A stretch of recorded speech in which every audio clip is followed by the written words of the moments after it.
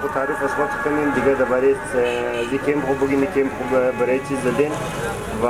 تا چند بجه رسته و چه خدمات اینجا انجام میدین؟ بسم الله الرحمن الرحیم. ما تعلق از ما از طرف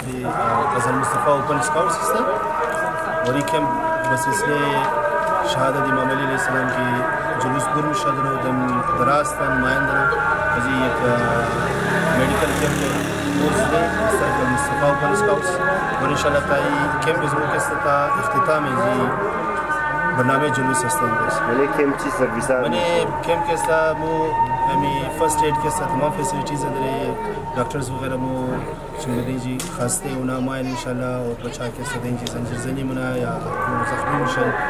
आमदर के साथ वो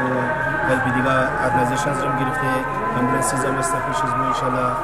हर रंगा की ताउन از طرف زمون شده از چند پلتفرم المصطفى اوپن سکاوتس مو بلدیزی مردم بلدیزی قوم ان شاء الله خدمت است